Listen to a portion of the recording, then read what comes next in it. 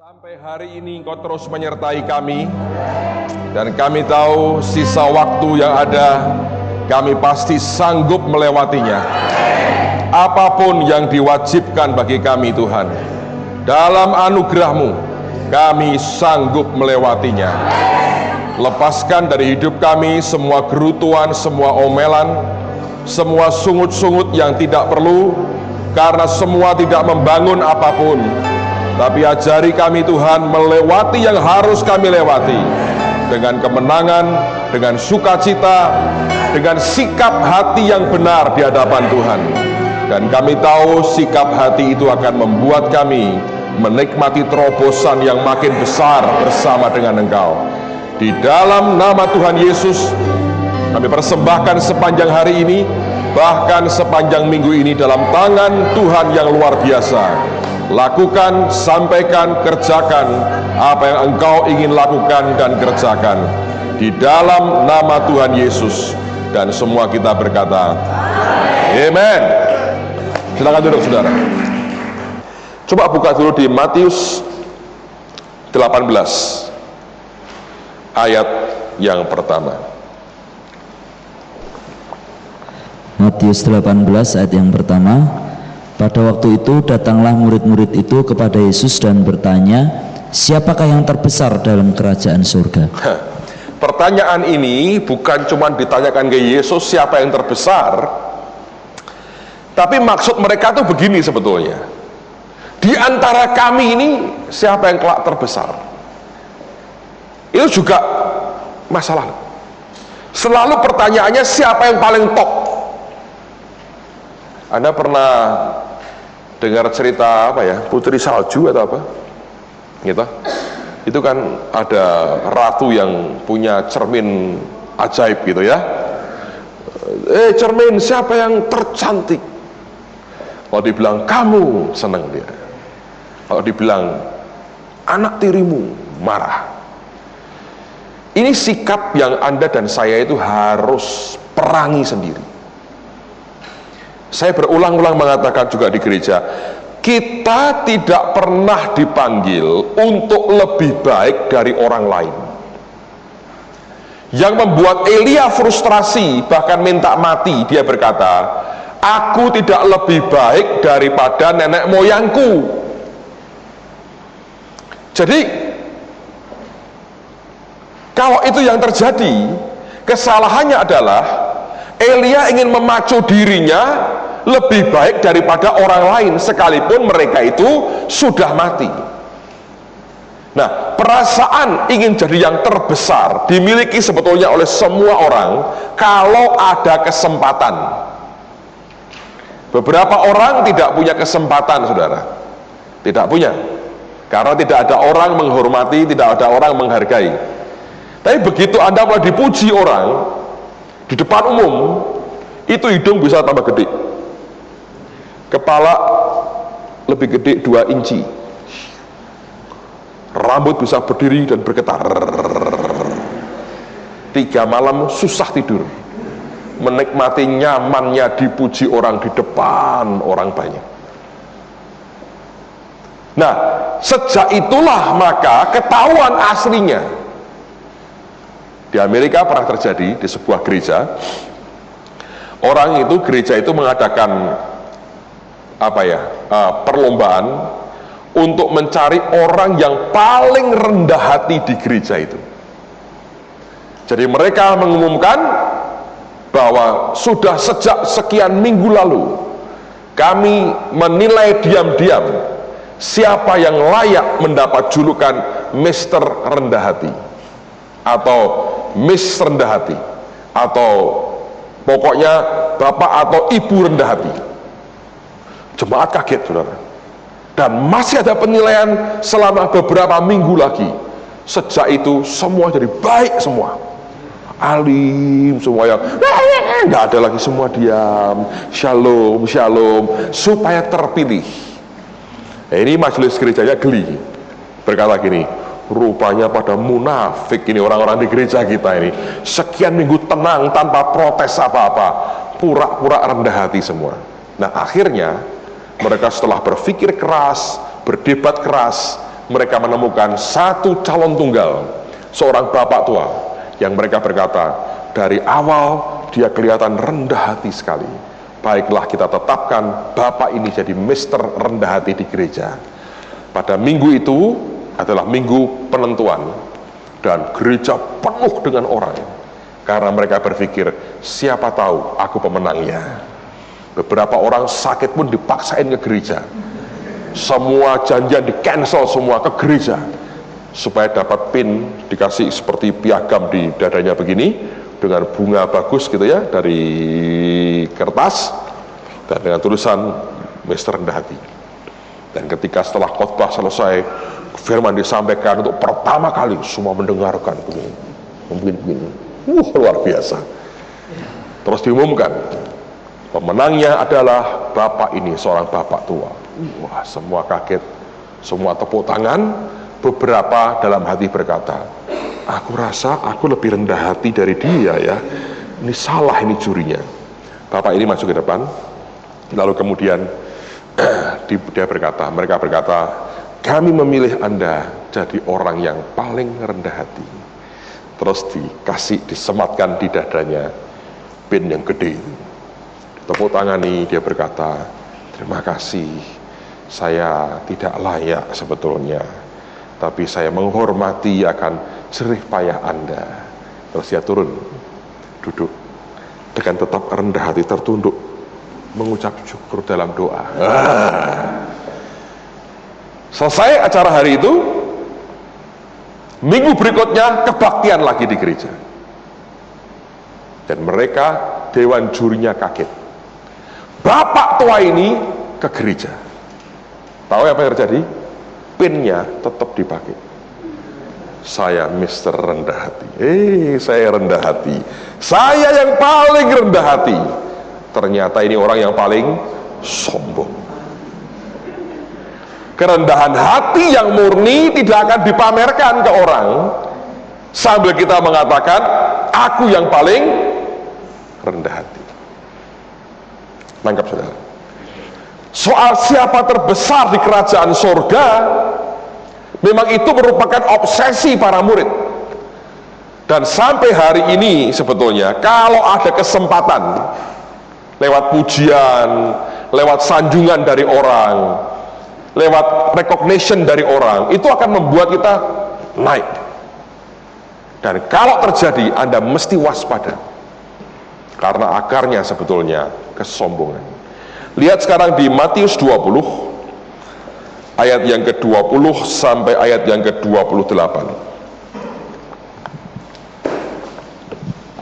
Matius 20 ayat 20 sampai dengan 28. Permintaan ibu Yakobus dan Yohanes bukan memerintah melainkan melayani. Maka datanglah ibu anak-anak Zebedeus serta anak-anaknya itu kepada Yesus, lalu sujud di hadapannya untuk meminta sesuatu kepadanya. Kata Yesus, apa yang kau kehendaki? Jawabnya, berilah perintah supaya kedua anakku ini boleh duduk kelak di dalam kerajaanmu, yang seorang di sebelah kananmu dan yang seorang lagi di sebelah kirimu. Tetapi Yesus menjawab katanya, kamu tidak tahu apa yang kamu minta. Dapatkah kamu meminum cawan yang harus kuminum? Kata mereka kepadanya, kami dapat. Jawab Yesus. Yesus berkata kepada mereka, cawanku memang akan kamu minum, tetapi hal duduk di sebelah kananku atau di sebelah kiriku, aku tidak berhak memberikannya. Itu akan diberikan kepada orang-orang bagi siapa Bapakku telah menyediakannya. Mendengar itu, marahlah ke-10 murid yang lain kepada kedua saudara itu. Tetapi Yesus memanggil mereka lalu berkata, kamu tahu bahwa pemerintah-pemerintah bangsa-bangsa memerintah rakyatnya dengan tangan besi, dan pembesar-pembesar menjalankan kuasanya dengan keras atas mereka. Tidaklah demikian di antara kamu. Barang siapa ingin menjadi besar di antara kamu, hendaklah ia menjadi pelayanmu. Dan barang siapa ingin menjadi yang terkemuka di antara kamu, hendaklah ia menjadi hambamu. Sama seperti Anak Manusia datang bukan untuk dilayani, melainkan untuk melayani dan untuk memberikan nyawanya menjadi tebusan bagi banyak orang. Lihat, ada suatu penyembahan yang tidak murni. Ibu dari Yohanes dan Yakobus nyembah Yesus untuk apa? Minta sesuatu.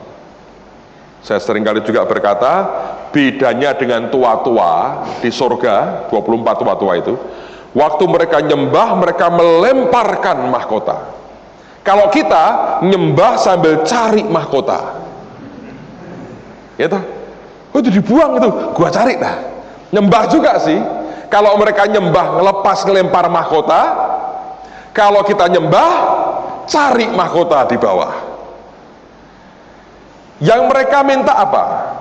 Supaya kedua anaknya Yohanes dan Yakobus duduk di sebelah kanan dan kirinya. Dan Tuhan berkata, kamu tidak tahu yang kamu minta. Bisakah kamu minum cawanku? Langsung berkata bisa, tanpa ngerti cawan itu apa. Saudara ngerti ya, yang namanya ambisi itu sudah menghilangkan semua akal sehat kita dan menghilangkan semua perhitungan rohani kita, hilang semua. Ambisi itu punya daya rusak yang luar biasa. Jadi kalau kita melayani Tuhan, yang harus diwaspadai yang pertama adalah waspadai yang namanya ambisi daging dalam hati kita masing-masing. Karena manusia itu punya kehausan untuk disanjung dan diangkat tinggi dan dipermuliakan, jelas itu.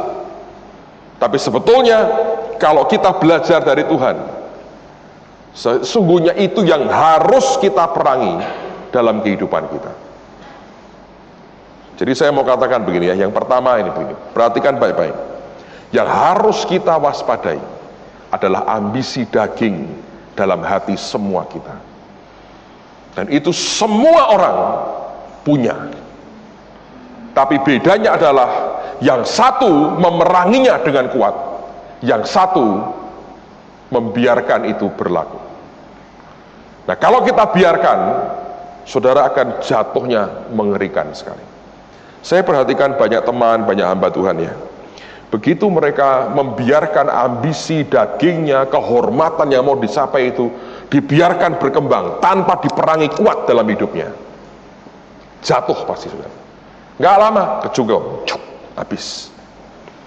Tapi kalau kita sadari itu dalam hidup kita dan berkata, aku tidak ingin didikte oleh kenyataan bahwa aku punya ambisi, aku akan perangi ini. Dan semakin kita perangi daging kita, terus kita ingatkan diri sendiri untuk rendah hati, jangan sombong. Ngomongin terus ke diri kita, kamu tidak ada apa-apanya, semua karena kemurahan Tuhan. Dan kita bisa terus seperti itu, saudara. Anda akan lebih aman. Tapi kalau tidak, terjungkal pasti. Yang kedua, coba lihat Lukas 9 ayat 46 sampai 56. Lukas 9 ayat 46 sampai 56.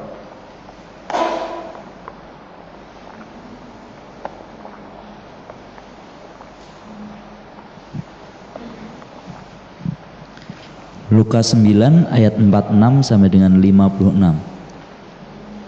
Siapa yang terbesar di antara para murid? Maka timbullah pertengkaran di antara murid-murid Yesus tentang siapakah yang terbesar di antara mereka. Tetapi Yesus mengetahui pikiran mereka, karena itu ia mengambil seorang anak kecil dan menempatkannya di sampingnya dan berkata kepada mereka, barang siapa menyambut anak ini dalam namaku, ia menyambut aku, dan barang siapa menyambut aku, ia menyambut dia yang mengutus aku. Karena yang terkecil di antara kamu sekalian, dialah yang terbesar. Yohanes berkata, Guru, kami lihat seorang mengusir setan demi namamu, lalu kami cegah orang itu karena ia bukan pengikut kita. Yesus berkata kepadanya, Jangan kamu cegah, sebab barang siapa tidak melawan kamu, ia ada di pihak kamu. Ketika hampir genap waktunya Yesus diangkat ke surga, ia mengarahkan pandangannya untuk pergi ke Yerusalem, dan ia mengirim beberapa utusan mendahului dia. Mereka itu pergi lalu masuk ke suatu desa orang Samaria untuk mempersiapkan segala sesuatu baginya. Tetapi orang-orang Samaria itu tidak mau menerima dia karena perjalanannya menuju Yerusalem. Ketika dua muridnya yaitu Yakobus dan Yohanes melihat hal itu, mereka berkata, "Tuhan, apakah Engkau mau supaya kami menyuruh api turun dari langit untuk membinasakan mereka?" Akan tetapi ia berpaling dan menegur mereka, lalu mereka pergi ke desa yang lain. Bahasa Inggrisnya ada tambahan. Dia berpaling, dia menegur mereka dan berkata, "Kamu tidak tahu roh macam apa yang ada di dalam." Anda lihat ini contoh daging total. Sudah ribut siapa terbesar di antara kami. Terus kemudian ada sifat eksklusif. Bahwa ini hak paten pakai nama Yesus kami ini. Ada kelompok lain bukan di dalam mereka, ngusir setan dalam nama Yesus, dicegah. Mana izinnya? Kan aku belum tanda tangan, ya kan? Ini kan kesombongan, saudara. Eksklusif. Merasa kalau yang lain berbuat nggak mungkin bener lah. Saya yang paling bener. Saya ngerti sikap-sikap begitu. Ini kan sampai sekarang terjadi di mana-mana tuh. Ada gereja berdiri di sebuah tempat. Sekian meter atau 10 meter, 100 meter ada gereja lain berdiri. Ngamuk nggak kira-kira? Ngamuk. Ini kan daerahku. Kok kamu buka gereja di daerahku? Loh, siapa bilang daerahmu? Pemerintah juga bilang tidak. Sudah sekian tahun juga tidak pernah membawa seluruh orang itu bertobat terima Yesus. Kalau seluruh warga di situ anggota jemaatmu, ya boleh berkata begitu mungkin. Tapi kan enggak. Cuma 2%. Tapi selalu perasaan seperti itu muncul. Jadi Anda mesti hati-hati soal sikap eksklusif untuk mementingkan diri sendiri. Ya toh? Dan begitu kuat akan pengelompokan ini, itu bisa error, saudara. Ketika di Samaria, ditolak orang Samaria, mereka berkata gini, Yohanes berkata gini, "Tuhan, apakah Engkau mau kami mendatangkan api dari langit?" Untung itu yang ditanyai Yesus. Kalau saya akan berkata, "Silahkan toh kalau bisa." Apa dikira bisa? Tapi itu kan luapan kelompok. Mereka tidak ngerti akan, loh, Tuhan itu mau mati untuk mereka. Nangkap saudara ya? Jadi kalau ada orang berkata tidak, langsung dianggap musuh besar. Padahal kalau orang berkata tidak dengan kita, mungkin karena ketidakmengertiannya. Tapi kalau kita sekarang ini, kita berpendapat begini, orang berkata tidak, kita berkata apa? Musuh ini harus diperangi, dibasmi. Kita tunjuk, kita jelek-jelekan, kita singkirkan. Itu kan yang gawat, saudara. So ini sudah ada dari sononya begitu. Jadi kalau kita kena tercemar dengan hal beginian, ya normal sih. Tapi tetap harus Anda perangi. Ingat ya, kita ini tidak pernah dipanggil untuk membangun kerajaan sendiri. Kita dipanggil untuk membangun kerajaan surga. Jadi sifat eksklusif begitu, yang berkata kalau kamu tidak teman berarti kamu lawan, tidak mendukung berarti kamu pemberontak, ya salah. Karena Alkitab mengatakan nubuat kita itu tidak sempurna. Jadi kalau kita merasa dapat dari Tuhan, kalau orang lain tidak merasa apa-apa, mereka diam, jangan diperangi. Ngerti saudara? Ini yang saya alami sendiri. Pada waktu saya dapat perintah Tuhan untuk membangun Holy Stadium itu, dia hanya berkata mulai melangkah. Yang saya dengar ini, tapi di hati langsung tahu maksudnya apa. Waktu mau beli tanah yang 8,2 miliar, saudara, saya ngomong terus terang, bahkan istri saya sendiri tidak langsung berkata amin, tidak. Dan saya tahu teman-teman kami di gereja semua confused. Bingung mereka, ini benar Tuhan atau enggak. Satu hari ada hamba Tuhan datang, semua tim pastoral ditanya, siapa yang juga dapat dari Tuhan bahwa ini betul-betul proyek dari Tuhan. Tidak ada satupun angkat tangan. Ayo. Reaksi saya bisa dua pilihannya. Saya marah berkata, kalau gitu kalian tidak mendukung saya. Atau saya akan berpikir berkata, wajar. Sebab uang 8,2 miliar kami nggak punya. Mau dibayar pakai apa? Berapa lama? Segede apa gereja dibangun? Izinnya gimana? Baru tanahnya sudah 8,2 miliar, bangunnya berapa puluh miliar lagi. Dari mana uangnya? Wajar toh. Saya bersyukur Tuhan beri pengertian waktu itu. Dan Tuhan berkata, ya itu wajar. Kamu aja kalau tidak dengar langsung dari aku, tidak akan kamu percaya. Dan saya jujur berkata, Tuhan, itu bukan pilihan saya. Saya bukan orang yang happy, bahagia dengar akan angka 8,2 miliar. Nah, istri saya baru mengiyakan ketika Tuhan ngomong ke dia, persembahkan BMW-mu. Nah, waktu dia dengar Tuhan ngomong BMW suruh mempersembahkan, dia malah yakin, wah Tuhan ini. Bukan ketika diberkati, ketika dia disuruh korban. Dan saya tahu teman-teman sampai sekarang kalau tanya, dari Tuhan enggak? Pasti mereka berkata dari Tuhan.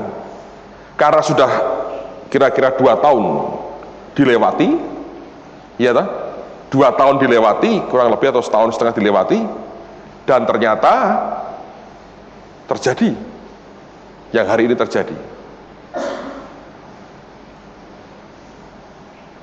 Dan mereka menyaksikan semua 9 bulan ternyata kita bisa lunas. Tidak ada orang yang tidak tercengang sebetulnya. Saya pun kagetnya luar biasa. Kok selesai ya 9 bulan? Sebab Tuhan.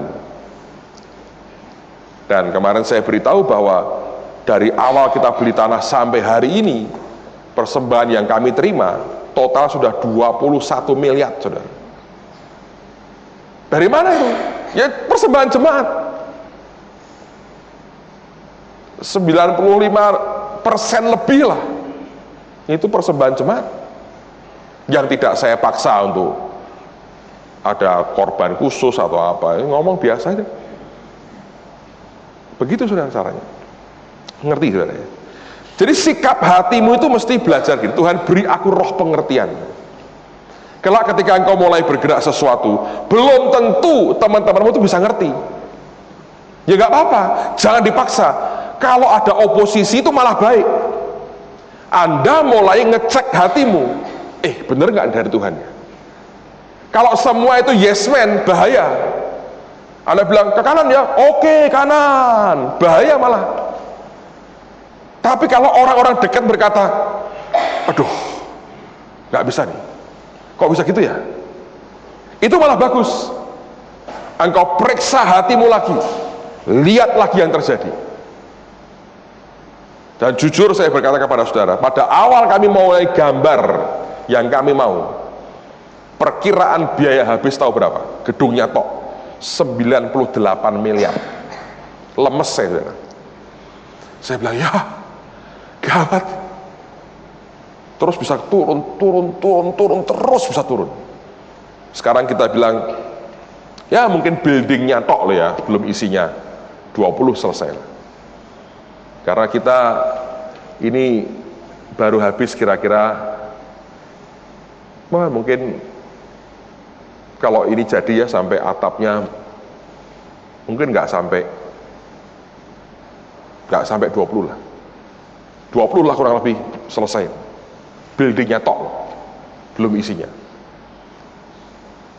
Jadi saya belajar begini. Kalau saya emosi saya berkata, nggak sehati dong kita. Saya marah-marah. Saya marah pun percuma. Karena ini lompatan iman. Tidak semua teman-teman saya bisa saya paksa ngikuti. Istri saya ngomong sama saya terus terang, aku minta waktu ya untuk mengiyakan yang kamu omongkan. Karena aku seperti orang diseret-seretin. Dulu pindah rumah kamu seret aku. Ya, tapi kan nyatanya beres. Iya, tapi masa gua diseret terus?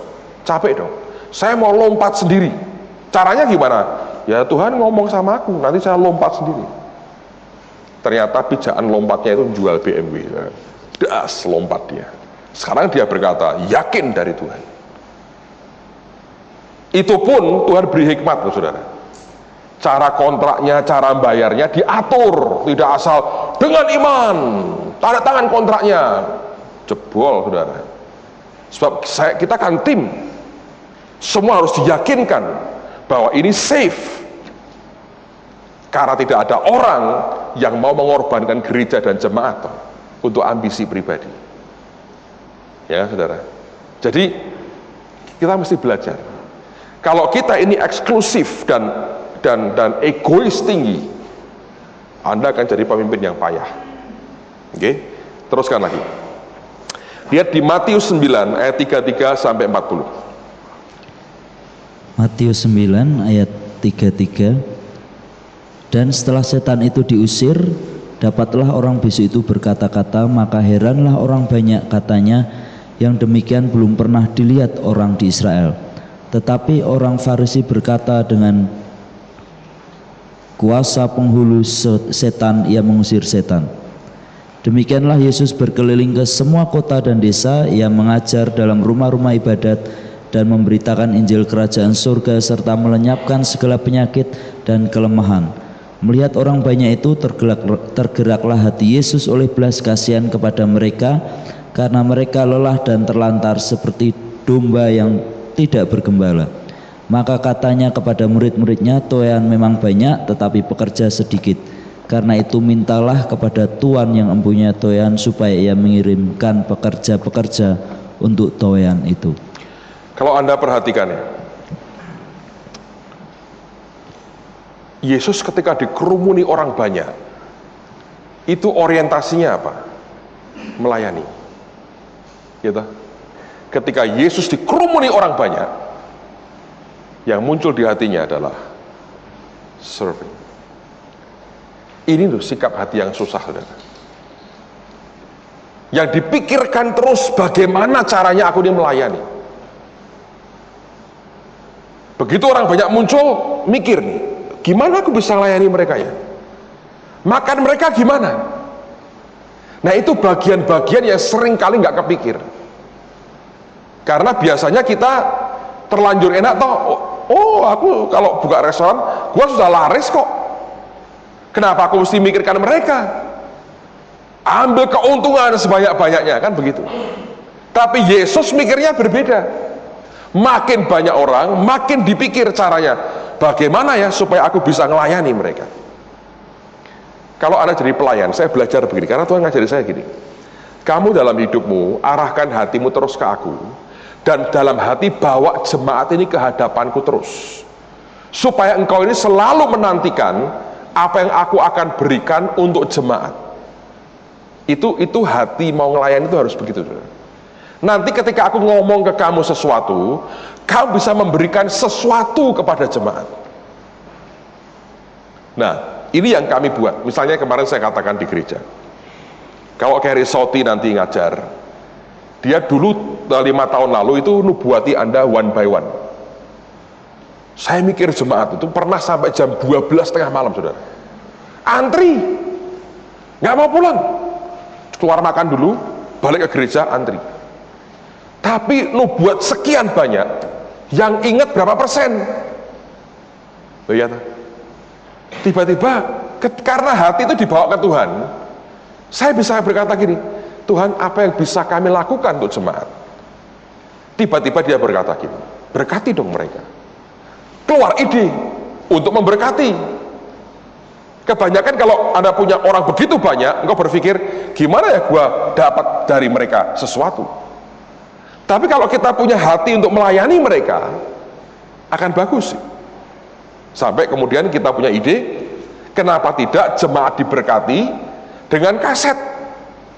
Dengan cara, kalau dia dinubuati, direkam.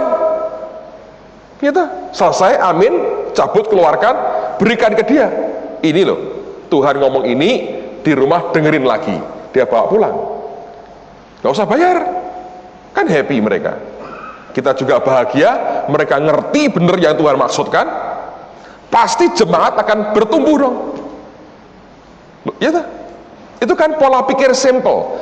Tapi kalau Anda pola pikir dagang, wah Pak, duit berapa? Berapa ribu kaset? Kalau beli berapa? Itu berapa puluh juta Pak habis. Itu pola pikir dagang. Kolektornya berapa Pak? Rugi loh. Gereja kok ada untung dan rugi. Ngerti gak saudara? Ini pola pikir sebagai pelayan itu mesti begitu. Jadi kalau saudara itu lihat orang banyak, mikirnya mesti kayak Yesus. Bagaimana supaya mereka dapat makan? Para murid berkata, suruh pulang Tuhan.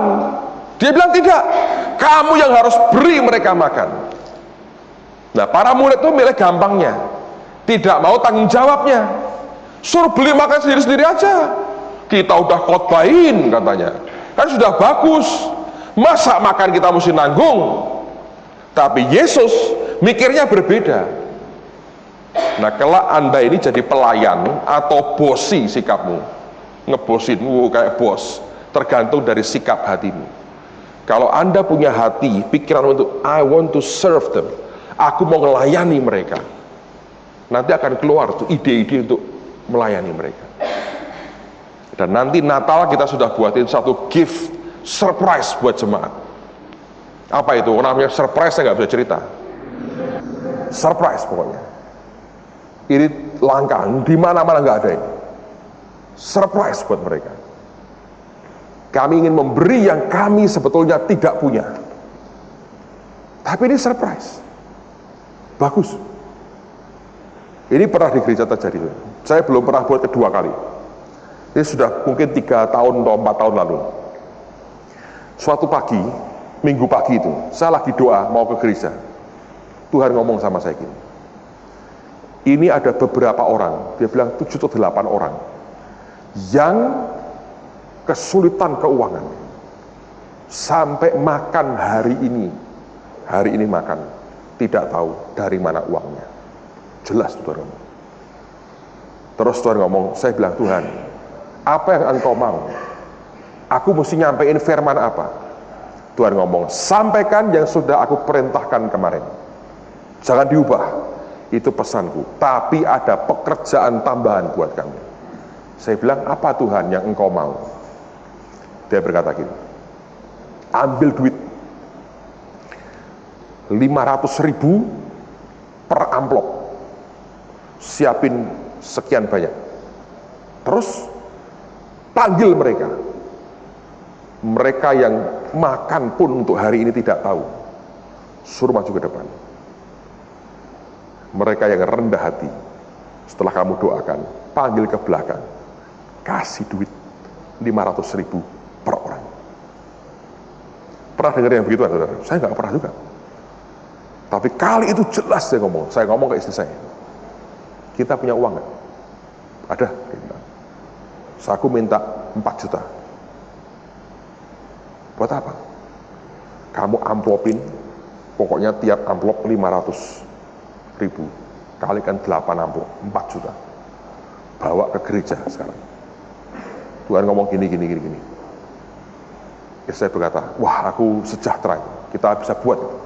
Oke ya? Siapin amplop, kerja cepat, bagi uang. Masukin amplop, bawa ke tas, ke gereja. Saya tidak ngomong orang-orang, diam ini. Saya cek terus di hati, Tuhan, gua ini kayak Sinterklas bagi duit atau apa. Ini kan dramatis banget, saudara.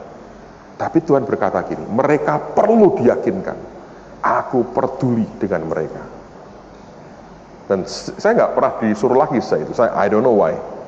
Mungkin nanti siang saya nggak tahu. Terus kemudian saya khotbah selesai, saya bangun. Saudara, ini Tuhan yang ngomong. Di antara Anda ada orang-orang yang sama sekali tidak punya uang. Dibuka kosong dompetnya. Dan saudara bahkan untuk makan hari ini, engkau tidak tahu bisa makan atau tidak. Kalau Anda orangnya, tolong maju ke depan. Saya mau doakan saudara. Saya mau tanya, saya nggak berkata, saya ada uang buat Anda. Saya mau doakan saudara. Itu berat ya saudara. Karena dilihat orang, ya ini orang nggak punya duit. Gitu. Kalau siapa yang sakit, maju. Siapa berbeban berat? Semua berbeban berat. Nggak ada berbeban ringan, nggak ada berbeban berat semua. Tapi siapa yang tidak punya uang sama sekali, that's something, saudara. Maju itu persis 8 orang, nggak salah. Maju, maju. Terus saya doain mereka. Wah, pada nangis. Semua suruh doain. Udah selesai, saya bilang, Pak BCI tolong ke belakang, aku mau ketemu. Terus saya suruh teman lain untuk gantiin, menutup kebaktian. Saya bawa ke belakang. Saya bilang begini, aku lakukan karena Tuhan, dan saya tidak bermaksud menghina siapapun dari saudara. Katanya, memang betul, kamu tidak punya uang sama sekali. Nangis saudara. Iya, tidak punya uang. Beberapa sudah nggak tahan, dia bilang, saya betul tidak punya uang. Betul Pak, makan, segini pulang dari gereja, mau makan apa aja saya nggak tahu. Di rumah semua sudah habis, saya nggak punya apa-apa lagi. Oke, saya bilang, kamu minta diberkati Tuhan tidak? Iya, saya minta. Saya minta tolong diterima.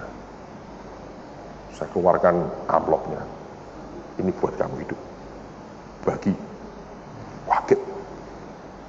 Beberapa mereka berkata, Pak, saya nggak bisa terima. Kamu jangan kayak Petrus. Dibasuh kaki tidak mau, malah minta seluruhnya. Kasih ini nggak mau, minta lebih banyak lagi. Nggak bisa, saya berkata. Bukan Pak, saya nggak bisa terima ini. Kenapa? Sombong. Kalau kamu nggak mau terima, kamu tidak makan hari ini. Oh ya Pak, saya terima kalau begitu. So dia mau makan. Sorenya dia ngomong lagi. Nanti sore ada lagi yang begitu. Tidak banyak, sekian. Kasih duitnya. Nah, saya dengar gitu saudara. Beberapa teman datang ke saya.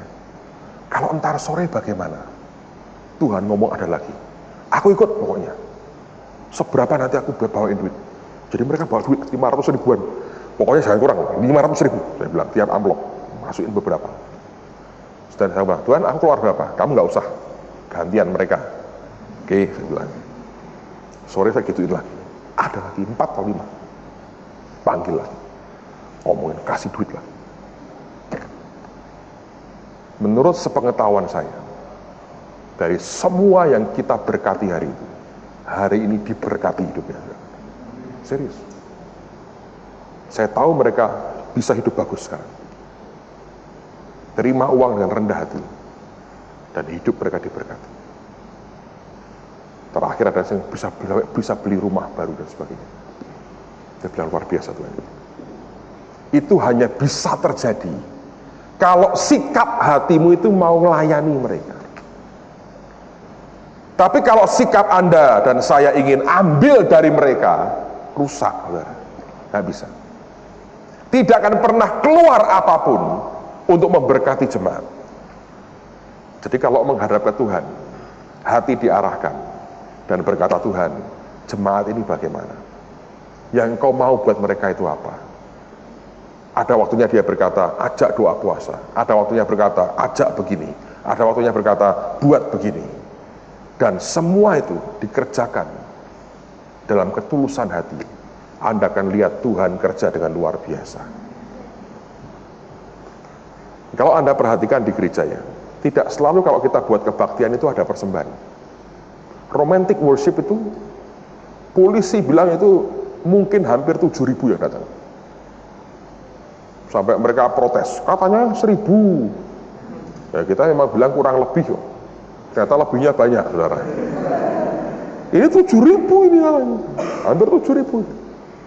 Kalau Anda berpikir dagang, mikirnya apa? Wah, kolektor. Ya betul, salah tuh. Tidak selalu harus begitu. Kita mesti belajar ngikuti apa yang Tuhan mau. Jangan punya mentalitas ingin ambil. Gitu. Kalau Anda mentalnya mau ngambil, gereja dianggap sebagai company, ya hancur. Tapi kalau kita punya mental melayani, kita akan berkata, apa yang bisa terbaik ya yang aku berikan untuk mereka. Akan keluar banyak ide, banyak hal yang total itu memberi. Kami 2 tahun kan tiap akhir tahun kita berikan kaset blessing aja, rekaman dari firman tentang berkat Tuhan untuk mereka dengerin, free. Kita nggak pernah minta mereka bayar atau persembahan ekstra. Oh iya, keluar uang besar. Tapi gereja itu bukan company, bukan perusahaan dagang. Nah, kalau gereja itu punya sikap hati yang murah, itu nular ke bawah, saudara. Makanya lihat cara mereka memberkati, cara mereka korban, gila-gilaan toh. Simple. Satu orang malah datang ke saya berkata gini, pokoknya Pak, semua nanti furniture untuk kantornya pendeta saya yang buat. Mau kayu apa, modelnya kayak apa, tinggal ngomong aja tak buatin gratis. Keren banget. Satu orang datang ke saya, Pak, kalau saya diberkati minimal Pak, tenaga saya gratis Pak. Saya akan buatin taman untuk Dreamland. Tapi kalau nanti sampai waktunya saya diberkati Tuhan, semua biaya saya bayar sendiri. Pokoknya saya mau jujur dengan Tuhan. Jadi mereka korban. Terus semua lampu itu, satu orang berkata, kebutuhan lampu semua Pak, saya yang bayar. Saya yang supply lampunya. Jadi orang sampai begitu. Semua stainless steel Pak, gereja segede itu 1 hektar. Dan besinya saya yang kerjakan gratis. Dia bahkan buat tertulis tuh. Itu duit berapa, saudara? Bayangin. Tapi kalau Anda tidak ngajari mereka, Anda malah gini terus. Mari memberi saudara, mari numbang, mari. Jengkel orang lama-lama. Dia bilang ini dimintain duit terus. Ya, saya belajar dari tahun ke tahun, saudara. Orang itu ada titik jenuhnya di berbagai hal. Nah, jadi kalau kita tidak punya hati kayak Yesus, yang berkata, I want to serve them, Anda tidak akan pernah dapat ide apapun untuk memberkati mereka. Gitu. Kita bisa memberkati dengan cara yang bagus. Saudara. Kita buat romantic worship itu, tahu biayanya murah, 15 juta, cukup. Ribuan orang diberkati, pulang ada kolektor. Ada juga yang masih memberi itu, nyaris terbakar loh. Heran tuh beberapa akses bisa peka. Pak, saya berasa ada uangnya Pak. Kamu kok yakin? Enggak tahu Pak, berasa saya. Kamu kok peka? Secara akhirnya diputuskan, coba dibongkar, betul saudara. Ada duit masuk situ. Waduh, nyaris kita bakar duit. Sudah saya umumkan, tidak ada persembahan, Anda bawa barang seperlunya, pakaiannya casual. Tapi toh orang punya hati tetap memberi. Saya belajar, harus dimulai dari para pelayannya. Kalau pelayannya cuma begini terus, saudara, semua jemaatmu punya mental yang sama begini. Nah, diajarin loh. Bapak kami yang di surga, langsung begini. Ya Tuhan semesta alam, begini. Apa bedanya dengan yang di traffic light? Pak, selamat pagi Pak, selamat pagi. Ya, gini. Rasa hormat begini itu untuk begini, kan? Mengganggu traffic lalu lintas. Saya berharap kita belajar sesuatu. Mari jadi pelayan yang benar, saudara. Miliki sikap hati yang tidak salah. Nah, saya percaya dengan itu nama Yesus dipermuliakan. Ada penelitian yang dibuat tentang perilaku binatang, dan ada 2 binatang yang saya baca di artikel itu yang dipakai sebagai kelinci percobaan. Tapi seringkali bahwa perilaku binatang itu juga mencerminkan akan perilaku manusia. Kelompok binatang pertama itu adalah kelompok monyet, saudara. Ada yang tidak kenal monyet? Darwin pernah mengakui sebagai leluhurnya. Saya tidak. Monyet ini diambil 4 ekor monyet, lalu mereka dikurung dalam satu kurungan yang tidak terlalu gede. Di tengah kurungan itu diberi suatu besi, pipa besi gitu ya, naik. Dan di ujung atas sana digantung akan aneka buah-buahan kesukaan monyet. Pisang diantaranya, yang lain saya nggak tahu. Pokoknya digantung buah yang monyet suka sekali. Tapi di atas lagi itu nongkrong beberapa orang yang punya tembakan kanon air, tahu ya, yang bisa nyemprot dengan kekuatan tinggi dan sekarang dipakai untuk menghalau demonstran. Ya, saya pernah ngobrol dengan teman-teman karena sekarang kan polisi agak repot. Semua kan pakai hak asasi manusia. Dulu demo digebukin biasa, sekarang demo digebukin rame, dipecat polisinya, segala macam. Jadi repot. Sekarang mereka beli namanya kanon air, itu ada air setenggi gitu ya, dengan tembakan yang kuat. Jadi kalau tembakkan gitu orang kepelanting dan diharapkan tidak terlalu mencelakakan. Kita pernah ngobrol di Jakarta ini, saya bilang, kalau kanon air tidak mempan, ada teman berkata ini airnya diganti tinja aja bagus. Pasti bubar itu. Ya kan? Pasti bubar. Dan wartawan juga akan ogah wawancarai mereka. Maaf saudara, ini apakah bagaimana ya? Saya pikir kalau sudah brutal, nggak bisa ditahan, sudahlah pakai ini aja. Dijamin, itu orang bisa marah, tapi bubar pulang masing-masing. Mau mandi di sungai, Jakarta juga jorok sungainya, Semarang juga jorok, yang lain jorok. Di desa jernih nggak ada demo. Tapi kalau di kota sudah susah, tembak pakai tinja aja selesai. Pasti bubar, polisinya senang. Gitu. Tapi ini bukan soal tinja, ini betul-betul kanon air yang tembak persis, kalau ditembak pasti orang kepelanting, apalagi monyet. Jadi apa yang terjadi, ini beberapa orang di atas tempat itu, ya mereka sembunyi, mereka siap dengan kanon air. Si monyet tidak tahu ada orang di atasnya, tapi di ujung dari pipa itu ada aneka buah-buahan makanan si monyet. Nah, monyetnya nggak dikasih makan, mereka lihat buah, mereka manjat. Begitu sudah separuh lebih, ditembak pakai kanon air, jatuh, bak, jatuh. Coba lagi, tembak lagi, jatuh lagi. Empat-empatnya bergantian nyoba. Makin lapar, mereka makin emosi kan, mereka makin mau naik ke atas. Setiap kali tembak, bam, tembak, bam, nggak bisa. Sudah, setelah itu, saudara, setelah beberapa hari, monyet punya pikiran juga. Jadi kalau kita terlalu bodoh, malu sama si monyet, saudara. Lalu ketika sudah jatuh berulang-ulang, mereka belajar, percuma aku naik ke atas, nanti akan ditembak dan aku jatuh. Lalu oleh para ahli ini diambil seekor monyet yang sudah trauma itu, diambil dikeluarkan, diganti dengan monyet baru. Nah kali ini tembakan kanon airnya dibuang, nggak ada. Jadi kalau mereka manjat naik, pasti akan dapat buahnya. Monyet baru ini tidak punya trauma, ngerti? Tapi dia dikitari 3 temannya yang sudah trauma dengan pipa itu dan buah itu. Monyet baru ini melihat buah itu, dia langsung melompat, dia mau manjat. Begitu dia mau manjat, 3 monyet lainnya ngejar dia, ditarik turun ke bawah. Setiap kali mau naik, ditarik turun ke bawah. Itu kasih atau tidak sebetulnya? Hah? Ayo saya tanya. Itu kalau manusia kasih atau tidak? Motivasinya benar nggak? Benar tuh? Benar.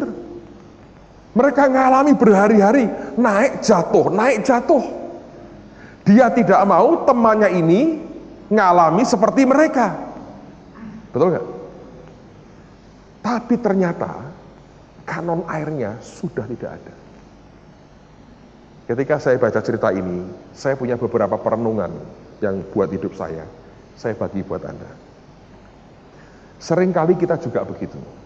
Kita punya motif kasih terhadap yang lain. Berdasarkan pengalaman kita yang begini ini berbahaya. Ya.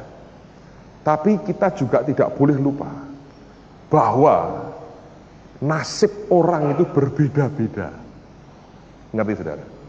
Kemarin saya bacakan di gereja, Ibrani 12. Ada yang namanya perlombaan yang diwajibkan bagi kita. Kata perlombaan itu artinya struggle, konflik, juga adu lari. Artinya setiap kita itu punya suatu pergumulan dan konflik masing-masing yang wajib hukumnya. Dan setiap kita itu berbeda. Jadi kalau saudara melayani orang lain, memang baik kita cerita dari pengalaman pribadi kita. Tapi jangan membatasi orang lain. Sepertinya semua harus punya pengalaman seperti yang saya alami. Beberapa hal memang secara in generalnya betul. Bahwa pengalaman-pengalaman tertentu itu berlaku untuk semua orang. Tapi jangan sampai pengalaman itu membuat kita ketakutan. Dan ketakutan kita itu ditularkan kepada orang lain.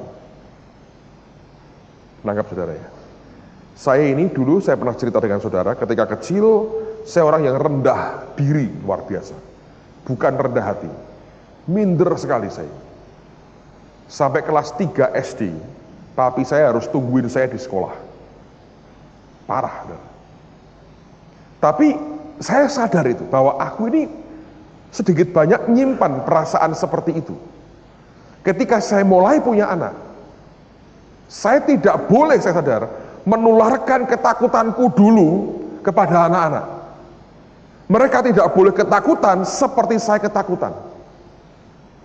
Ya, Anda juga sama.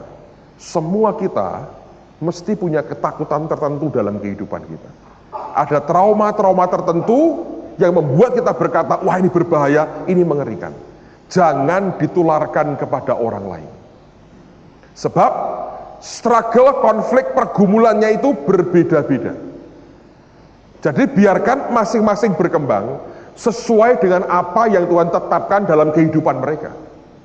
Nah, waktu anak saya sekolah, langsung mereka berkata, Mama tinggal aja. Ditungguin malah malu. Saudara. Saya bangganya luar biasa, saya bilang, wah anak gua lebih berani dari saya. Saya nggak berkata, ya kenapa nggak takut seperti saya? Karena ketakutan yang saya alami menyiksa saya bertahun-tahun. Jadi dengan orang lain pun, jangan membiasakan untuk kontrol orang sedemikian rupa, sampai harus mengikuti pola hidup kita persis, dari A sampai Z. Tidak ada hukum yang mengharuskan seperti itu. Orang harus ikut Yesus. Beberapa prinsip kita boleh ajarkan, tapi kenyataan membuktikan orang kalau tidak ngalami sendiri, dia tidak bisa belajar.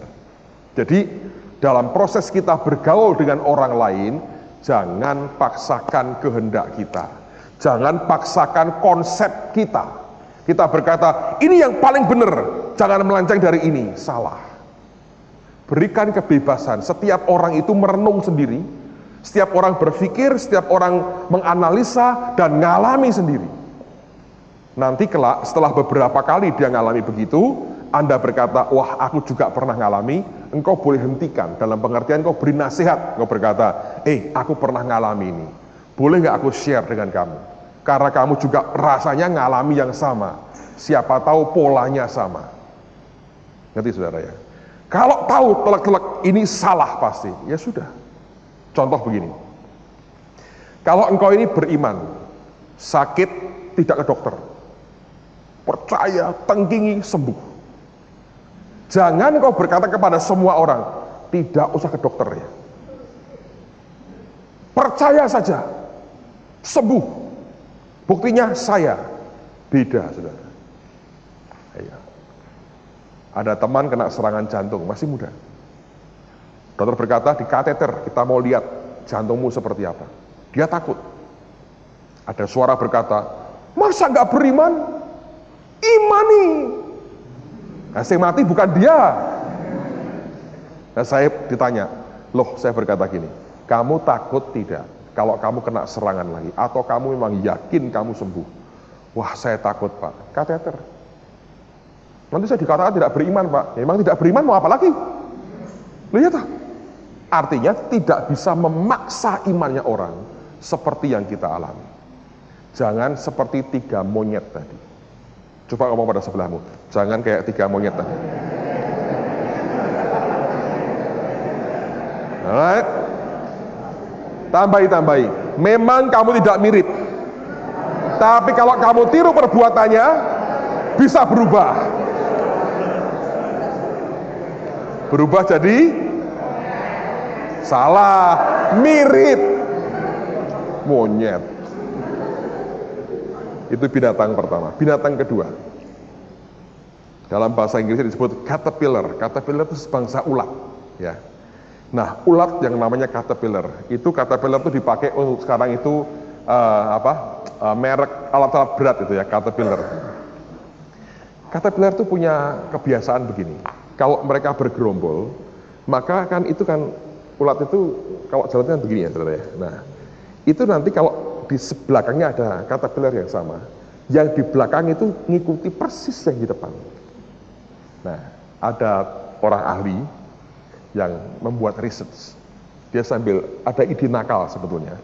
Dia kumpulkan beberapa caterpillar, yang satu disuruh jalan duluan, yang kedua dipegang sama dia, tempelkan di belakangnya persis. Ikut saudara. Tempel lagi beberapa ekor, tampil lagi sampai dibuat lingkaran. Ngerti? Dibuat lingkaran. Jadi siapa ngikuti siapa nggak jelas tuh. Kalau sudah begini kan siapa ikut siapa kan nggak jelas. Tapi mereka disiplin soal itunya. Nah, di tengah-tengah mereka dikasih makanan kesukaannya caterpillar. Saya nggak tahu daun apa gitu, dikasih di tengah-tengahnya. Tapi ini ini aneh. Ini true, penelitian benar saudara, bukan karangan saya. Itu ikut saudara, ikut, muter gini aja. Di tengah ada makanan, tidak dimakan. Terus gitu, terus begitu. Sekian hari kemudian, mati semua. Di tengah-tengah, itu ada makanan. Ayo, Anda belajar apa? Orang itu ya, kalau sudah kehilangan visi dengan Tuhan, andanya berkata, pokoknya aku ikut kamu, sudah tidak lihat ke Tuhan, dan tidak punya pandangan yang mau melebar, Anda bisa mati. Bisa dying, mati pelan-pelan. Karena hanya rutin aja. Hidupmu hanya diisi kegiatan. Pokoknya tiap hari, gua begini aja, udah begini aja. Lapar nih, tapi harus begini, ya begini aja. Karena cara melihatnya hanya yang di depan bergerak kemana, gua ikut. Depan bergerak kemana, gua ikut. Ada orang iseng dibuat melingkar. Itu kalau tidak melingkar, mungkin ketemu makanan, saudara. Setelah dibuat melingkar, masing-masing ikut siapa nggak jelas. Anda diikuti atau mengikuti nggak jelas kan, karena melingkar tuh. Mati. Sampai mati ya begini. Mati ya bareng saudara. Mati. Pada mati. Di tengah-tengahnya ada makanan yang membuat mereka bisa bertahan hidup. Tapi oleh karena hanya hidup diwarnai dengan kegiatan, dengan pandangan mata rohani yang sempitnya luar biasa, itu mematikan kita, walaupun Tuhan sediakan berkat yang luar biasa. Makanya yang namanya tradisi itu bahaya sekali. Serius. Kebiasaan itu bahaya. Anda ikut kebiasaan, tradisi, muter gitu. Dan gereja, saya perhatikannya, kalau Anda sudah kehilangan fokus Tuhan, tidak ngerti mesti kemana, Anda cuma ngikuti rutin, pelan-pelan tapi pasti, dying pasti.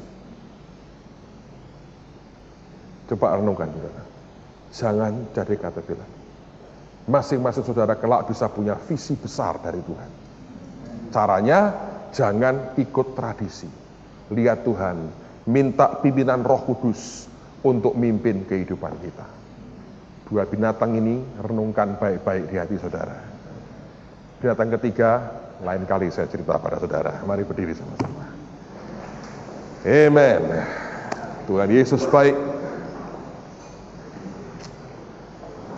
Kiara lapa shanda kara lapa Kora shanda kara laba lapa shanda kara lapa. shekere. Shekere.